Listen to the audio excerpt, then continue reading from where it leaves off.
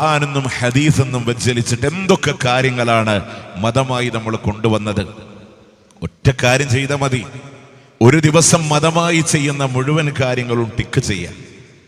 എന്നിട്ട് അതിൽ 1400 പഴക്കമുള്ളതൊക്കെ നമ്മൾ സ്വീകരിക്കാം. എങ്ങനെ?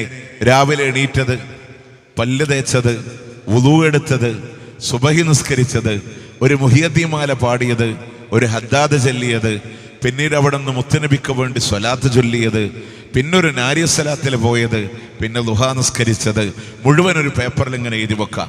അതിലെ നോക്കി ദന്തശുദ്ധീകരണത്തിന് കൂലിയുണ്ടെന്ന് പറയാൻ 1400 പഴക്കമുണ്ട്. വുളൂ എടുത്തതിന് പ്രതിഫലമുണ്ടെന്ന് പറയാൻ 1400 പഴക്കമുണ്ട്. സുബഹി നിസ്കാരത്തിന് 1400 പഴക്കമുണ്ട്. മുത്തുനബിക്ക് സ്വലാത്ത് ചൊല്ലുന്നതിന് 1400 പഴക്കമുണ്ട്. അതിനിടയിൽ ഒരു മുഹിയദ്ദീമാല, അത് 416 കൊല്ലത്തില് ബ്ലോക്കായി കോഴിക്കോട് നിന്നു. മുത്തുനബിക്ക് എത്തിയില്ല കോഴിക്കോട് കണ്ടന്നാറിവാളൻ കാട്ടിത്തേരും പോലെ കാളി മുഹമ്മദ നവർഗീലായും നോവർ കോഴിക്കോട്ടൂറ തന്നിൽ പീറന്നോവർ കോർവാഹിതൊക്കെയും നോക്കിയെടുത്തോവർ അവർ ചൊന്ന ബൈത്തീനും ബഹ്ജ കിതാബീനും അങ്ങീനെ തക്മീല തന്നീനും കണ്ടോവർ. കോഴിക്കോട്ടുകാരൻ കാളി മുഹമ്മദ് ഉണ്ടാക്കിയതാണ്. എവിടുന്ന? അവർ ചൊന്ന ബൈത്തുന്ന, യാറ് ചൊന്ന ബൈത്തുന്ന. അപ്പൊ തന്നെ എന്റെ ബേസ് മനസ്സിലായില്ലേ? തമിഴ്നാട്. മുത്തനബിയായിട്ട് ഒരു ബന്ധമില്ല. പിന്നെ അങ്ങനെ വന്ന് നമുക്ക് ളുഹാ നിസ്കാരം 1400 പഴക്കമുണ്ട്. കുത്തുബിയത്ത് തമിഴ്നാട്ടിൽ ബ്ലോക്കായി. ഹിജറ 1040 ജനിച്ച് 1115 മരണപ്പെട്ട തമിഴ്നാട്ടിലെ കായൽപട്ടണം സ്വദേശി സ്വദഖത്തുല്ലാഹിൽ കാഹിലിയാണ് കുത്തുബിയത്ത് എഴുതിയത്. അതിനു മുമ്പുള്ള മുസ്ലിങ്ങൾക്ക് അത് പരിചയമില്ല. നാരിയ സ്വലാത്ത് ചൊല്ലി ഈജിപ്ത് വരെ എത്തിയുള്ളൂ, മുത്തുനബിക്ക് പോയില്ല. അപ്പൊ 1400 എടുക്കാം. അതിലെന്നെ ചൊല്ലിയാ തീരാത്ത അത്രമാത്രം ദിക്റുണ്ട്, അത്രയും സ്വലാത്തുകളുണ്ട്. അതൊക്കെ ധാരാളമായി ചെയ്യുക. പുതുതായി കടന്നു വന്നതിന് നമ്മൾ മാറ്റിവെക്കുക. അപ്പൊ നമ്മുടെ ആൾക്കാർ പറയും, എന്തിനീ നന്മ ഒക്കെ മുടക്കണമെന്നാ പറയാം. ഞാൻ ഇനി ഒരു വാദത്തിന് വേണ്ടി നിങ്ങളോട് സമ്മതിച്ചു തരാം. അതൊക്കെ അമലു സാലിഹാത്താണെന്ന് തന്നെ വിചാരിക്കുക. മജ്‌ലിസുന്നൂർ, മഹ്ദറത്തുൽ ബദരിയ, കുത്തറാത്തിബ്, ഹദ്ദാദ്, റാത്തി മൗലൂദ്, ജാറം ഉറൂസ്, ആണ്ട്, അഞ്ചരാവ്, 7:40 അങ്ങനെയുള്ള മുഴുവൻ ആചാരങ്ങളും അമലു സാലിഹാത്താണ്, ദീനാണ്, പുണ്യകർമ്മമാണെന്ന് തന്നെ വിചാരിക്കുക. നിങ്ങൾ ആലോചിച്ചൊക്കെ നാളെ അള്ളാന്റെ കോടതിയിൽ പരലോകത്ത് ഹാജരാവുമ്പോൾ 2020-26 വരെയുള്ള മലപ്പുറം ജില്ലയിലെ മലപ്പുറം ടൗൺ പ്രദേശത്തുള്ള മുസ്ലിങ്ങളൊക്കെ അവരുടെ അമലു സാലിഹാത്തിന്റെ ഏടൊക്കെ ആയിട്ട് ഒരു ഭാഗത്ത് നിൽക്കാൻ. അതിൽ ഹദ്ദാദുണ്ട്, റാത്തീബുണ്ട്, മജ്‌ലിസുന്നൂറുണ്ട്.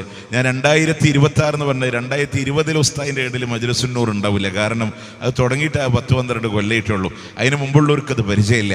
അപ്പോൾ അങ്ങനെ കാരണം ഓരോ 30 കൊല്ലം പുറകിൽ നിങ്ങളൊന്ന് ആലോചിച്ച്, നമ്മുടെ നാട്ടിലില്ലാത്ത എന്തൊക്കെ ആചാര 30 കൊല്ലത്തിന് ശേഷം വന്നേ. ഒരു പള്ളിയിൽ ചാർജ് എടുക്കണ ഖത്തീബിന് എന്താ തോന്നിയേ, അത് അദ്ദേഹം അവിടെ അങ്ങനെ നടപ്പിൽ വരുത്താൻ. അങ്ങനെ നമ്മൾ നോക്കുമ്പോൾ ഈ പറഞ്ഞ ഏടുകളുടെ അമലു സാലിഹാത്തൊക്കെ ആയിട്ട് കുത്തറാത്തീബും മൗലൂദും ആണ്ടും റാലിയും ഒക്കെ ആയിട്ട് ഒരു ഭാഗത്ത് ഇങ്ങനെ നിൽക്കാൻ, മറുഭാഗത്ത് അബൂബക്കർ സിദ്ദീഖ് റളിയല്ലാഹു അൻഹു, ഉമർ റളിയല്ലാഹു അടക്കമുള്ള സഹാബ അവരുടെ ഏടുകളിൽ നമസ്കാരമുണ്ട്, റവാത്തിബുണ്ട്, തഹജ്ജുദുണ്ട്, വിത്തറുണ്ട്, ഖിയാമുൽ ലൈലുണ്ട്, ഖിയാം റമദാനുണ്ട്, സ്വതക്കയുണ്ട്, ജിഹാദുണ്ട്, രോഗസന്ദർശനങ്ങളുണ്ട്, അങ്ങനെ രാത്രി നമസ്കാരങ്ങളുണ്ട്. ഒരുപാട് അമലുകളുമായി അവർ നിൽക്കുക. നിങ്ങളൊന്ന് ചിന്തിച്ചു നോക്കേ, അബൂബക്കർ റളിയല്ലാഹു അൻഹു ഉമർ റളിയല്ലാഹു അൻഹു മുത്തുനബിയോട് വന്ന് ചോദിക്കുക, റസൂലേ അതെന്താ മലപ്പുറത്തെ ഏടിലെ ഞങ്ങളോടൊന്നും പഠിപ്പിച്ചു തരാത്ത ഒരുപാട് അമലു സാലിഹാത്ത്, അതെന്താ റസൂല് ഞങ്ങളോട് പറഞ്ഞു തരാത്തത്? അത് അബൂബക്കറെ ഉമറെ നിങ്ങൾക്കൊന്നും മനസ്സിലാവാത്തോണ്ട, അത് മലപ്പുറത്തേക്ക് മാത്രം മനസ്സിലായിട്ടുള്ള ഒരു പ്രത്യേക പുണ്യകർമ്മങ്ങളാണ് എന്ന് പറയുന്ന ഒരു ഗതികേട് അള്ളാന്റെ ദീനിനുണ്ടാകുന്ന നിങ്ങൾ വിചാരിക്കുന്നുണ്ടോ? ഉണ്ടോ? 10 പേരെ പറ്റി റസൂലുള്ള പറഞ്ഞു സ്വർഗത്തിലാണ്.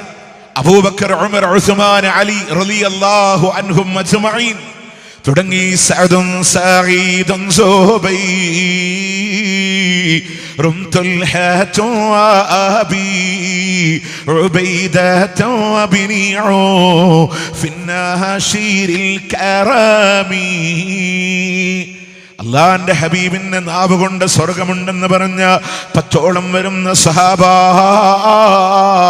അവരേത് ആചാരങ്ങളെ കൊണ്ട് സ്വർഗത്ത് പോയോ, അവരേത് അനുഷ്ഠാനങ്ങളെ കൊണ്ട് സ്വർഗത്ത് പോയോ, അവരുടെ പാത അനുധാവനം ചെയ്ത് നമുക്കും പൊക്കൂടെ ആ സ്വർഗത്തിലൂടെ. ആ പാതയെ അനുധാവനം ചെയ്ത് പോയിക്കൂടെ? നിങ്ങൾ ആലോചിച്ചൊക്കെ, എന്താണ് മതത്തിൽ പുതുതായ ഒരു ആചാരത്തെ നമ്മളുടെ വക കൊണ്ടുവന്നുള്ള തകരാറ്? പ്രധാനമായിട്ടും 3 കാര്യങ്ങളാണ്. അത് പറഞ്ഞ് ഞാൻ ഇൻഷാ അല്ലാഹ് ഈ സദസ്സിനോട് ഇവിടെ പറയും. ഒന്നാമത്തെ വിഷയം എന്നറിയോ, ഒരാൾ സുന്നത്തനുസരിച്ച് ജീവിച്ചാൽ അവനെ മതപരമായി ചൂഷണം ചെയ്യാൻ ഒരാൾക്കും കഴിയില്ല. ആത്മീയ ചൂഷണം നടക്കൂല. ഈ ടേബിൾ നിങ്ങൾ ശ്രദ്ധിച്ചില്ലേ? ഇവിടെ കോഴിമുട്ടല്ല, ഈത്തപ്പഴല്ല, തേന്റെ കുപ്പിയില്ല. 786-ന് 313-ന് 6666-ന്റെ കച്ചവടം ഇവിടെ നടക്കൂല. ഇല്ല. നിങ്ങൾ ആലോചിക്കുക, ആത്മീയ ചൂഷണങ്ങൾ നടക്കില്ല. ഇനി സുന്നത്താണോ? ഇസ്ലാമിന്റെ ഒരു ആരാധനകളും തകരില്ല. പക്ഷെ ബിദ്അത്ത് വന്നാൽ ഇസ്ലാമിന്റെ യഥാർത്ഥമായ സുന്നത്തുകൾ തകരും. സുന്നത്താണോ? അതിൽ ലാ ഇലാഹ ഇല്ലല്ലാഹ് കളങ്കമില്ലാതെ നിലകൊള്ളും. ബിദ്അത്ത് വരുമ്പോഴാണ് അള്ളാഹു അല്ലാത്തവരോട് തേടുന്ന സാഹചര്യങ്ങൾ ഉണ്ടാവുക. നിങ്ങൾ ആലോചിച്ച് നോക്ക്, ഇപ്പോ ഇസ്ലാമിൽ ഏത് ആചാരങ്ങൾ എടുത്തോ അവിടെ ഒരിക്കലും പൈസന്റെ ഇടപാടുകളെ അള്ളാഹിനോട് മാത്രം തേടാൻ 5 നയ പൈസന്റെ ചെലവുണ്ടോ? നമുക്കില്ല. വൈദ്യശേഖനോട് തേടണമെങ്കിൽ മിനിമം 2 കിലോ അരിയും 2 കിലോ ചിക്കനും 1000 രൂപ കൈമുടക്കൂല്ലാണ്ട് നടക്കൂലല്ലോ. അള്ളാഹിനോട് മാത്രം തേടാൻ 5 നയ പൈസന്റെ ആവശ്യമില്ല. ഇപ്പൊ നമ്മുടെ നാട്ടിലുണ്ടാക്കിയ അൽഫാത്തിഹ വിളിക്കുക എന്ന് പറഞ്ഞ ചടങ്ങില്ലേ? പുതുമണവാളൻ ഇറങ്ങുമ്പോ അൽഫാത്തിഹ, നിക്കാഹ് നടന്നാലും അൽഫാത്തിഹ, ഗൾഫിലേക്ക് യാത്ര തിരിക്കുമ്പോഴും അൽഫാത്തിഹ, മയ്യത്തിറക്കുമ്പോഴും അൽഫാത്തിഹ. അൽഫാത്തിഹ വിളിക്കുന്നിടത്തെല്ലാം ഗാന്ധിത്തല. എവിടൊക്കെ അൽഫാത്തിഹ ഉണ്ടോ അവിടൊക്കെ ഒരു കച്ചവടമുണ്ട്. അതിന്റെ അർത്ഥം ദുആ ഇല്ല എന്നാണോ? അതിന്റെ വ്യത്യാസം എവിടെ നിന്നറിയോ? നിങ്ങൾ 4ാം ക്ലാസ് പഠിക്കണേ ഇവിടുത്തെ വിസ്തത്തിന്റെ മദ്രസ ഉണ്ടല്ലോ, അവിടുത്തെ കുട്ടിയോട് നിങ്ങൾ ചോദിക്കും, മോനെ വാപ്പ ഗൾഫ് പോകുമ്പോ എങ്ങനെ പ്രാർത്ഥിക്കണ്ടേ? അപ്പൊ കുട്ടി പറയും, വാപ്പാന്റെ കൈ പിടിക്കണം, അസ്തൗദി ഇല്ലാഹ ദീനക വ അമാനതക എന്ന് പറഞ്ഞ് വാപ്പാക്ക് വേണ്ടി ദുആ ചെയ്യണമെന്ന് ആ കുട്ടി പറയും. ഇനി നിങ്ങൾ ആലോചിക്കും, നാട്ടും പുറത്ത് സാധാരണ നമ്മുടെ മക്കളോട് നിങ്ങൾ ചോദിക്കും, മോനെ വാപ്പ ഗൾഫ് പോകുമ്പോ എങ്ങനെ ദുആ ചെയ്യാ? ഓൻ പറയും, പള്ളിയിൽ ഉസ്താദിനെ വിളിച്ചോണ്ടിരണം. ഇതാണ് അതിന്റെ മാറ്റം. ആ കുട്ടികൾക്ക് പ്രാർത്ഥന എന്താന്ന് പറഞ്ഞു കൊടുത്തില്ല. മരിച്ച വീട്ടിൽ നമ്മൾ ചെല്ലും, എന്നിട്ട് നമ്മൾ മയ്യത്ത് എക്സിബിഷൻ കാണുന്ന പോലെ മയ്യത്ത് കണ്ട് പുറത്തിറങ്ങിക്കും. അതിൻ്റെ ഇടയിൽ ഏതെങ്കിലും ഒരു ഉസ്താദ് വന്ന് അൽഫാത്തിഹ വിളിച്ച് നമ്മൾ അവിടെ ഉസ്താദിന്റെ ശ്വാസം വിടുന്നതിനനുസരിച്ച് നമ്മൾ ആമീൻ പറയും അല്ലേ? നിങ്ങൾ ആലോചിച്ചിട്ടുണ്ടോ? ഇവിടെ ഖുർആൻ ക്ലാസ്സിന് വരണ, അല്ലെങ്കിൽ പീസ് റേഡിയോയിലൂടെ ദീന് പഠിക്കണേ ഒരു ഉമ്മമാരോട്, സഹോദരിമാരോട്, പുരുഷന്മാരോട് നിങ്ങൾ ചോദിക്കും, ഒരു മയ്യത്ത് കാണുമ്പോൾ എങ്ങനെ പ്രാർത്ഥിക്കുക? അബൂ സലമ റളിയല്ലാഹു അൻഹു മരണപ്പെട്ടപ്പോ അല്ലാഹുവിന്റെ ഹബീബ് സല്ലല്ലാഹു അലൈഹി വസല്ലമ അബൂ സലമ റളിയല്ലാഹു അൻഹുവിന്റെ ജനാസ കാണാൻ വന്നു. അവിടുന്ന് ദുആ ചെയ്യുന്നുണ്ട്, അല്ലാഹുമ്മ അഗ്ഫിർലി അബീ സലമത, അബൂ സലമക്ക് നീ പൊറുച്ചു കൊടുക്കണേ അല്ലാഹ്.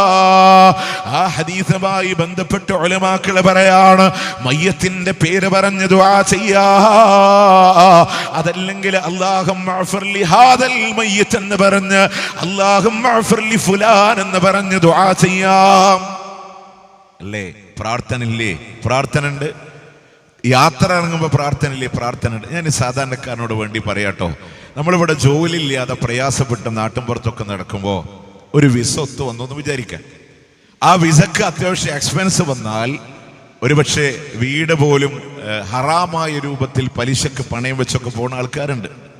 ഞാൻ വിഷയതാണ്, ആ പൈസ ഒക്കെ സ്വരൂപിച്ച് കലണ്ടറൊക്കെ നോക്കി ഒരു ദിവസം സെലക്ട് ചെയ്യും. കുറച്ച് മുമ്പൊക്കെ അങ്ങനെയാണ്. ഇപ്പോൾ ആൾക്കാർക്ക് ബോധം വന്നു, ഫ്ലൈറ്റ് റേറ്റ് എന്നാൽ കുറവെച്ചെങ്കിൽ അന്ന് ടിക്കറ്റ് എടുക്കാൻ തുടങ്ങി. പണ്ടൊക്കെ പള്ളിയിലെ ഖത്തീബ് പറഞ്ഞു കൊടുക്കുക, ആ ദിവസം പറ്റൂല, ഈ ദിവസം പറ്റൂല. എന്നിട്ട് ആ ദിവസമൊക്കെ നോക്കി അവൻ പള്ളിയിൽ ഉസ്താദിനെയും വിളിച്ച് ഒരു അൽഫാത്തിയൊക്കെ വിളിച്ച് വീട്ടിൽ നിന്ന് ഇറങ്ങി സൗദി അറേബ്യയുടെ ജിദ്ദ എയർപോർട്ടിൽ പോയി ഇറങ്ങി. അൽഹംദുലില്ലാഹ് നല്ലൊരു ജോലിയായി, തരക്കേടില്ലാത്ത വരുമാനമൊക്കെ ആയി. 2 കൊല്ലം കഴിഞ്ഞ് കുറച്ച് പൈസ ഒക്കെ ഈ നാട്ടിക്ക് വരുമ്പോൾ ജിദ്ദയിലെ റൂമിൽ അവിടുത്തെ പള്ളിയിൽ ഉസ്താദിനെ കൊണ്ടുവന്ന് അൽഫാത്തിയെ വിളിച്ചിട്ട് ഇങ്ങോട്ട് വരണം, എത്ര ആൾക്കാരുണ്ട് നമ്മളെ കൂട്ടത്തിൽ. എന്താ പൈസ കിട്ടിയപ്പോൾ നമ്മൾ അള്ളാനെ മറന്നോ?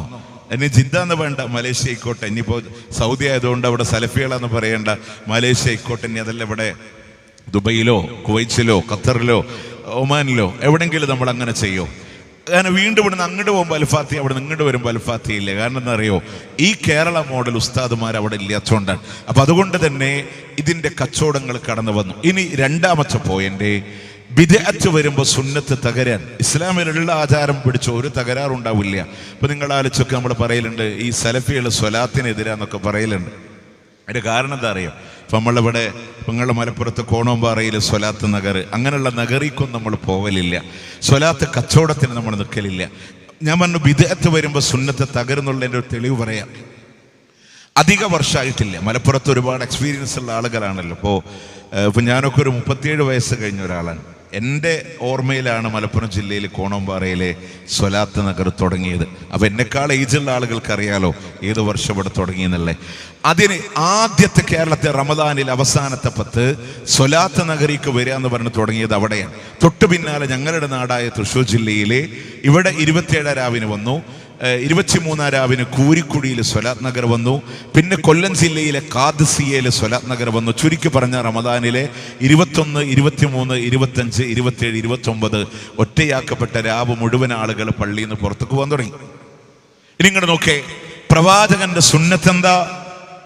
അള്ളാന്റെ മുത്തറസൂൽ ഈ അവസാന 10 അള്ളാന്റെ പള്ളിയിലെ ഇത്തികാഫിരിക്കാറുണ്ടായിരുന്നു. ഈ ലോകത്തോട് വിട പറയുന്ന കൊല്ലമില്ലേ 20 ദിവസമാണ് ലോകത്തിന്റെ പ്രവാചകൻ ഇത്തികാഫിരുന്നത്. 20 ദിവസമാണ് ഇത്തികാഫിരുന്നത്. അവസാനത്തെ 10 അള്ളാന്റെ പള്ളിയിലാണ് ലോകത്തിന്റെ പ്രവാചകൻ ഇരുന്നത്. നമ്മളൊക്കെ പള്ളി വിട്ട് പുറത്തു പോയി. ഇതറിയാത്തോണ്ടൊന്നും എല്ലാവർക്കും.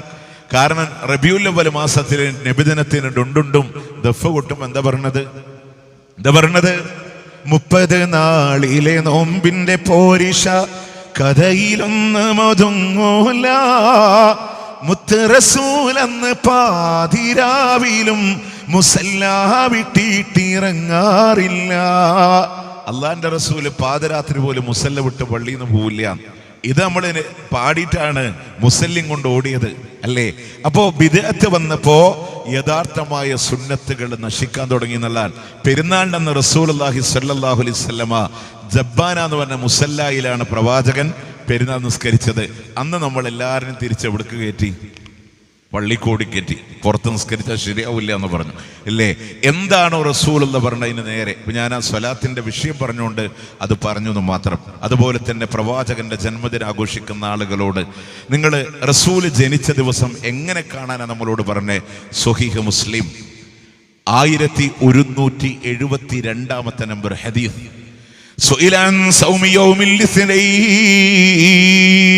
തിങ്കളാഴ്ച നോമ്പിനെ സംബന്ധിച്ച് ചോദിക്കപ്പെടുമ്പോ അവിടെ നിന്ന് പറഞ്ഞു, ഫീഹി വുലിതു, ഞാൻ ജനിച്ചതാ തിങ്കളാഴ്ചയാ. വബുഇസ്തു, എന്നെ പ്രവാചകനായി നിയോഗിക്കപ്പെട്ടത്. ഔ ഉൻസില അലയ്യൽ ഖുർആൻ, അതല്ലെങ്കിൽ എനിക്ക് ഖുർആൻ അവതീർണമായതും ഒരു തിങ്കളാഴ്ചയാണ്. ഞാൻ ജനിച്ചത് തിങ്കളാഴ്ച, എന്നെ നബിയായി നിയോഗിച്ചത് തിങ്കളാഴ്ച. നോക്കണേ, എനിക്ക് വേദഗ്രന്ഥം അവതരിച്ചത് തിങ്കളാഴ്ച.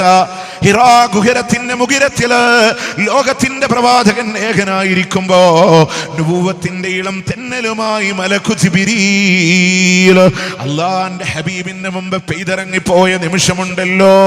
ഇഖ്റാ ബിസ്മി റബ്ബിക്കല്ലദീ ഖലഖ് എന്ന് പറയുന്ന മനോഹരമായ ഖുർആനിന്റെ വചനങ്ങൾ അവതീർണത കുറിച്ചു പോയത് അതൊരു തിങ്കളാഴ്ചയാണ്. അതുകൊണ്ട് എല്ലാ തിങ്കളും നിങ്ങൾ നോമ്പെടുത്തോ. മുല്ല ഉമർ എന്ന് പറയുന്ന പച്ച ഷിയാ വിശ്വാസി അള്ളാഹുവിന്റെ കഅബാലയത്തിലെ ഹജറുൽ അസ്വദിനെ മോഷ്ടിക്കാൻ ശ്രമിച്ച ഫാത്തിമിയാക്കള് ആ ഹജറുൽ അസ്വദ് കിട്ടാത്തതിന്റെ ദേഷ്യത്തില് ദൂരെ നിന്ന് അമ്പ് ചെയ്ത് ഹജറുൽ അസ്വദിനെ 7 കഷ്ണമാക്കി മാറ്റിയതും ഫാത്തിമിയാക്കള്. ഇന്ന് ആ 7 കഷ്ണത്തിന് ഹജറുൽ അസ്വദിനെ കഅബാലയത്തിൽ ഒട്ടിച്ചു വെച്ചിരിക്കുകയാണ്. അവർ ലോകത്തോടൊരു ആചാരം പഠിപ്പിച്ചു. റബീഉൽ അവ്വൽ 12 നബിദിനം കൊണ്ടാടണം. 6 ആൾക്കാരെ ജന്മദിനം പറഞ്ഞു. അത് ഫാത്തിമ ബീവിയുണ്ട്, ഹസൻ റളിയല്ലാഹുവിനുണ്ട്, ഹുസൈൻ റളിയല്ലാഹുവിനുണ്ട്, അലി റളിയല്ലാഹുവിനുണ്ട്, റസൂലുണ്ട്, ഖലീഫത്തുൽ ഹാദിർ എന്ന് പറയുന്ന അന്നത്തെ ഭരണാധികാരി. അങ്ങനെ 6 പേരുടെ ജന്മദിനം. പിന്നീട് അത് നിലച്ചുപോയി. പിന്നെ മുദഫർ രാജാവ് വീണ്ടും കെങ്കേമമാക്കി. നിങ്ങൾ ആലോചിച്ചൊക്കെ, തിങ്കളാഴ്ച റബീഉൽ അവ്വൽ 12 വന്ന നമ്മൾ നോമ്പെടുക്കോ പുട്ടടിക്കോ? ആരുടെ പാതയെ നമ്മൾ സ്വീകരിക്കുക? ആരുടെ പാതയെ സ്വീകരിക്കുക? നമ്മൾ മുല്ല ഉമർ എന്ന ഷിയാനെ സ്വീകരിച്ചു, മുത്തുനബീനെ വലിച്ചെറിഞ്ഞു. ബിദ്അത്ത് വന്നാൽ സുന്നത്ത് തകരുമെന്നുള്ളത് യാഥാർത്ഥ്യമാണ്. ഇനി ബിദ്അത്ത് സുന്നത്തായ ഏത് ആചാരങ്ങൾ എടുത്തോ അത് തൗഹീദാണ്. ബിദ്അത്തിലൂടെയാണ് ശിർക്ക് വന്നത്. കുറച്ച് കാര്യമായിട്ട് പറയാനുള്ളത് അവിടെയാണ്. സുന്നത്തിൽ തൗഹീദേ ഉള്ളൂ, ബിദ്അത്തിലൂടെയാണ് ശിർക്ക് വന്നത്. പ്രിയമുള്ളവരെ, എന്താണ് ഇസ്ലാമിന്റെ സ്വലാത്ത്? നമ്മൾ പറയില്ലേ, സലഫികള് സ്വലാത്തില്ലാത്തവരെന്ന് ആൾക്കാർ പറയാം. എന്തുകൊണ്ടാ സ്വലാത്തില്ലാത്തവരാ പറയണേ? സ്വലാത്തിനെ കച്ചവടം ചെയ്യാനോ പുത്തൻ സ്വലാത്തിന്റെ പുറകിലോ നമ്മൾ ഓടൂല്ല. നമ്മൾ പറഞ്ഞു ധാരാളമായി സ്വലാത്ത് ചൊല്ലണം എന്ന് പറയാം. എന്താണ്? ഇപ്പൊ ഞാനിവിടെ മലപ്പുറത്ത് വന്ന് പ്രസംഗിച്ച് നിങ്ങളോട് പറയാം, ഈ പ്രോഗ്രാമിന് ചെലവുണ്ട്, അതുകൊണ്ട് കഴിവിന്റെ പരമാവധി എല്ലാവരും സ്വതക്ക തന്നിട്ട് പോകണമെന്ന് പറഞ്ഞ് ഈ മൈക്ക് ഇവിടെ ചരിച്ചു വെച്ച് ഒരു കസേരട്ട് ബക്കറ്റിട്ട് അവിടെ ഇരുന്ന് പൈസ ഉള്ളവരൊക്കെ കയറി വരാ സല്ലല്ലാഹു അലാ, ഈ പണിക്ക് നമ്മൾ നിൽക്കൂല. അപ്പൊ പറഞ്ഞു, കണ്ടോ ഇവര് സ്വലാത്തില്ലാച്ചോരാന്ന് പറഞ്ഞു. സദസ്സിന്റെ ആവേശം കൊള്ളിക്കാൻ വേണ്ടിയിട്ടൊരു സ്വലാത്ത്, അതിലെ അപകടം നമ്മൾ അറിയണില്ല. നമ്മൾ പറയുമ്പോൾ നിങ്ങൾ വിചാരിക്കും ആൾക്കാരെ മോശക്കാരാക്കി പറയാനാണോ? അല്ല, അതിലൊരു വലിയ തിന്മ നടക്കുന്നുണ്ട്. എന്താണെന്നറിയോ? ഞാൻ കുറച്ചു നേരം സംസാരിച്ച് സദസ്സ് വാടണമെന്ന് കണ്ടാൽ ഉടനെ എന്താ ഹബീബിന്റെ പേരിൽ സ്വലാത്ത് ചൊല്ലാത്തത്?